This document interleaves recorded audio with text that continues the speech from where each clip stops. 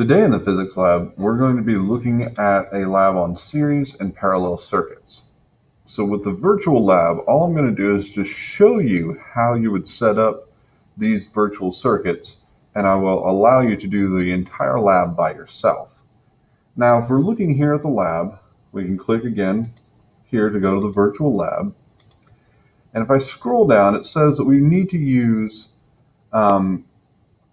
all of the light bulbs to make a circuit. So in this procedure here, you have to use 5 different light bulbs to make a series circuit, then make them all into parallel, and then you do some in series, some in parallel, and so on.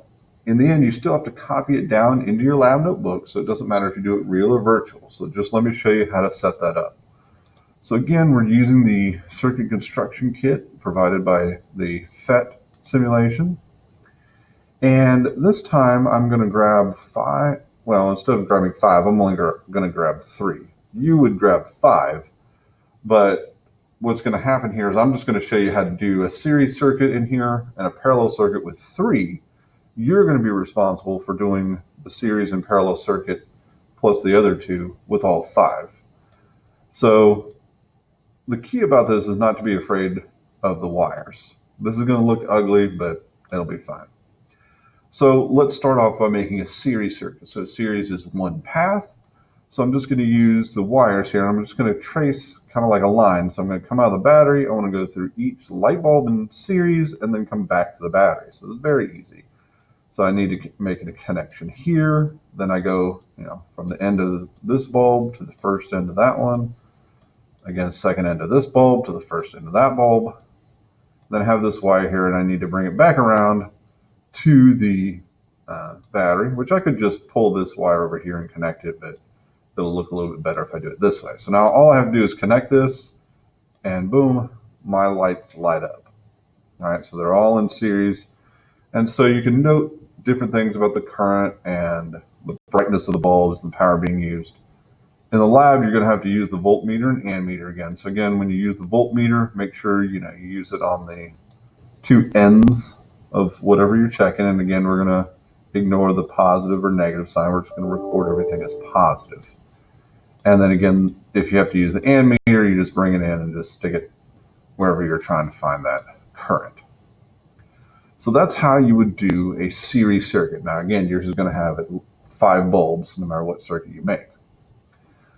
So now what I need to do is I need to show you how to make a parallel circuit.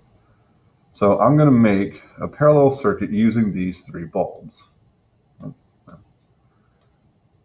So again, the parallel one's going to look a little bit uglier. Now with parallel, the key is that each bulb makes its own little circuit. So what I'm going to do is to make parallel, just kind of go, okay, well, all I have to do is take this one here. So I've got one circuit there. It's going to look real ugly. I go from the beginning of the battery to the second bulb again, and then connect this back to the end here. And then with the third light bulb, I need to do the same thing. So go from the top of the battery to the end of the light bulb, and connect the bottom of the battery to the end of the light bulb. Oh, disconnect that one there. So no matter how you do it, you can see I've got 3 different parallel circuits, and parallel is always going to look kind of ugly. Again, when you do this, you're going to have to use at least 5 bulbs, but this should give you an idea of how to do everything. So you can imagine, if you're using 5, you just do that 2 more times. It's going to look ugly. Really no way of getting around it. But just kind of take your time, and you can, disconnect this here. You can kind of see, okay, well, I can connect all 3 of these here, and you can see like, oh, I've got one loop here that should be going around if I connect this. So it gets a little ugly. I mean, it's going to be ugly in real life too. So just kind of keep that in mind. So that's just a quick overview of how to make series and parallel circuits using this program.